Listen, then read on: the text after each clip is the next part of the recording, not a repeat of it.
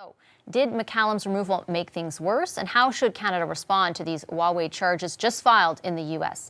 Arif Virani is the Parliamentary Secretary to the Minister of Justice and Attorney General of Canada. Aaron O'Toole is Foreign Affairs Critic for the Conservative Party. And Hélène Laverdière is the Foreign Affairs Critic for the NDP. They all join me from the brand new foyer, I guess we're supposed to call it, of the House of Commons in the West Block. A pleasure to have you on the show. Thank you so much to all three of you. Great to be here. Thank you. Mr. Virani, I'm going to start with you on that news coming out of the U.S. Did the Canadian federal government have a heads up today that news was coming? We were aware that a press conference was happening. I've only been just recently briefed on the contents of that press conference, but as your clip demonstrated, that was Department of Justice officials indicating next steps they're taking vis-a-vis their procedure in the United States. They actually didn't disclose anything with respect to the extradition process here. As we've discussed on your show before, there's a process to extradition. We are following that process very assiduously. The next stage is that by January 30th, we need to receive a request for extradition from the American authorities. We have yet to receive that.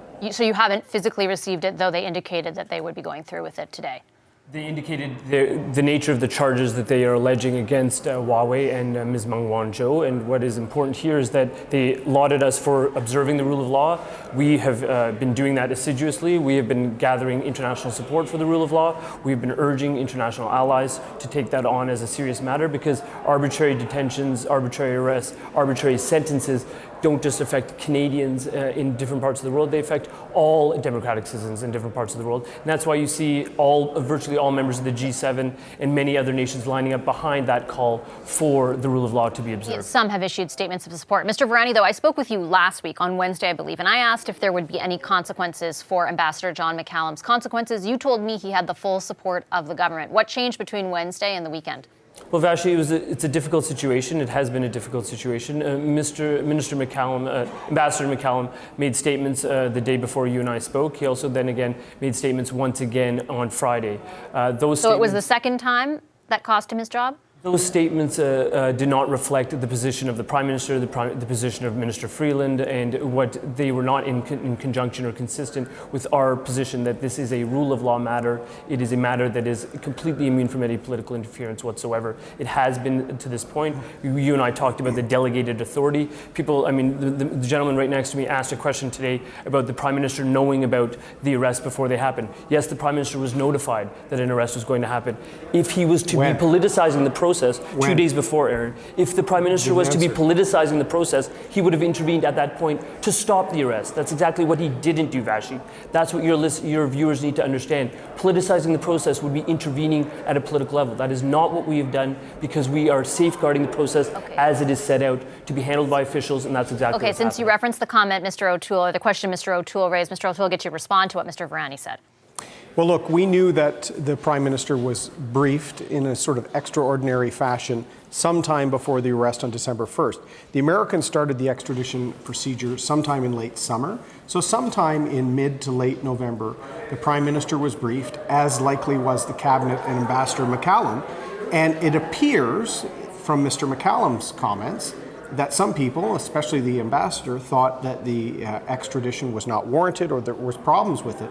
It seems like there was indecision by the Prime Minister and lack of action, and that's why we have this dispute. In fact, they need to start answering questions on when he was informed, when they reached out after the arrest to work with the Chinese to try and avoid the worst case scenario that we're now in, because days later Canadians started being detained.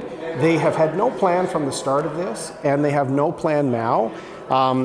Firing Ambassador McCallum is one thing, but the Prime Minister has to take responsibility, because he was given this extraordinary heads up, but no plan resulted from that. I just want to be clear, though. What are you alleging that the Prime Minister did between the time he knew and the time the public knew? Well, once the arrest was made, Vashi, it appears that the Chinese weren't even contacted by Canada for several days. The worst case scenario here is that Why should they be? As a courtesy, the time for quiet diplomacy is before a story blows up on the international news wires. So there were several days before the arrest of Ms. Meng became public, between December 1st, and I think it became public on December 5th.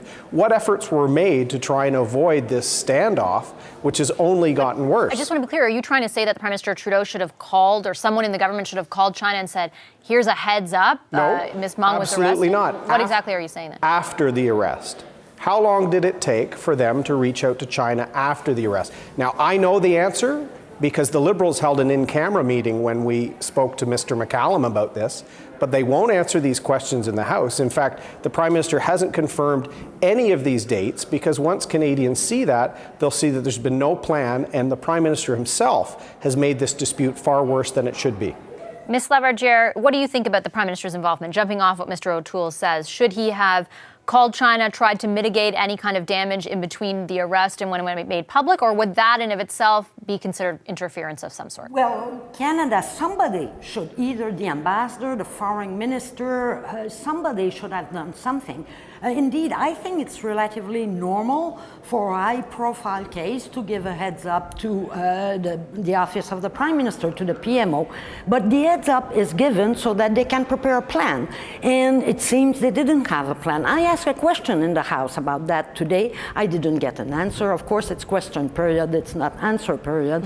But yes, you know, if I borrow something from you and I break it, and I bring it back saying nothing, you'll get angry. If I bring it back saying, oh, I'm sorry, there was an accident, you know, just go and explain, proactively explain why you're doing that, because you have this treaty, and it kind of shows respect. And I think it could have assuaged things, but I don't think it has happened, because when I asked the question, nobody said that they did so. And even right now, is the minister talking to her Chinese counterpart?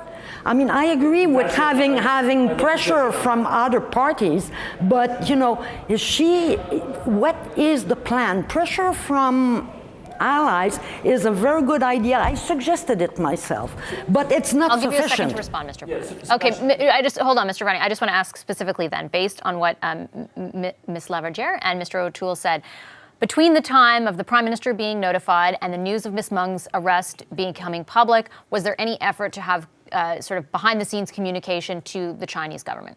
Okay, so the answer to that is I don't know the direct response as to what happened between the Prime Minister's briefing. The Prime Minister's briefing is very confidential, but what's very puzzling is in terms of the logic of my friends, just to my immediate left. I just want to be clear on that answer. You don't know if there was any communication. And I'm very doubtful that there was any communication, because what they are asking for is a politicization of the process. What we've been saying over and over again is that political actors are not getting involved. Let him finish and I'll get you both back in. Political actors are not getting involved for a very specific reason, because as I explained last time we were on the show at Vashi, this will ultimately come to a political actor, the Minister of Justice, for a decision. Until it gets to that point, it needs to be immunized from any political involvement. So the notion that the Prime Minister should have taken action when he first got the heads up, or secondly should have been giving a foreign nation a heads up, is actually quite illogical on its face. We get these extradition requests many hundreds per year. This is not the way they are handled. They're handled in an apolitical manner for a reason. With respect to what Ellen just said... Do you take their point, Mr. Varani, though, that in this case, clearly that whatever approach was taken didn't work out so well? What I would say is that it's difficult to stand up for the rule of law, and it's difficult to stand up for democratic rights. That's always been difficult. Usually on the China file, the Conservatives have been good at voicing this with respect to the treatment of minorities within China, etc. On this case, for some reason, they are not. But I want to finish the point with respect to Hélène. Very well, what Hélène had clearly said is that what communications are taking place. Minister Freeland and the Prime Minister have both spoken openly to their Chinese counterparts about, one, there should no longer be arbitrary detentions, and two, there should be clemency granted to Schellenberg. So the communication lines are open. Has she talked to the Chinese ambassador in the last week? She is directly dealing with her counterparts, from minister to minister. Okay, Mr. O'Toole and Ms. Laverdiere both want to weigh in, I can see. Mr. O'Toole, go ahead. Our concern is the crisis was made worse by the mishandling by the Prime Minister. And in fact, we believe that Mr. McCallum, ambassadors don't hold proactive press conferences, particularly in their old former riding, and exclude most of the Canadian media from it. He was floating out a plan from the Prime Minister's office that didn't go well, and they cut him loose. But the same questions remain. The Prime Minister won't make the call. They're calling all our allies, but this has been mishandled from the beginning. And if you look, Arif is right. The Minister of Justice is in charge of this process. Well, in the meantime, between December 1st and now, they changed the Minister of Justice. And in her departure letter, she actually said that she was leaving after having to speak truth to power, Vashi. So it has us asking a lot of questions. Mr. McCallum seems to have disagreed with the extradition. Did people within the Prime Minister's office suggest that the extradition should not be carried out? In fact, John Manley, a former Deputy Liberal Prime Minister, suggested that they should have creative incompetence. We believe that some people in the Prime Minister's office and Ambassador McCallum did not want to fulfill the rule of law, and perhaps the Minister of Justice had to remind them of their responsibilities. She's now been replaced. There's a lot of questions. But look, Ms. Lavardier, doesn't Mr. Virani have a point that if the Prime Minister had done a lot of what you both are describing he should, that it would have amounted to some sort of interference, and the same argument would be made now? Not at all. The Prime Minister, and I think Arif misunderstood me, not calling Chinese authorities after he learned of the upcoming arrest. But once the arrest was done, not intervening at all in the judicial process, in the rule of law process, respecting that. But after it's done, then the ambassador or the foreign minister calling on their Chinese counterpart. And here again, Arif said... Minister Freeland did say she talked to the ambassador, though. As she has. But Arif says that they have spoken after the Canadians were arrested. What I'm talking about is before, right after, 24 hours after, as a courtesy going to the Chinese authorities and saying, look, we respect the rule of law, we've had this extradition request, we are going to proceed in accordance with our international obligation, but we wanted to explain to you.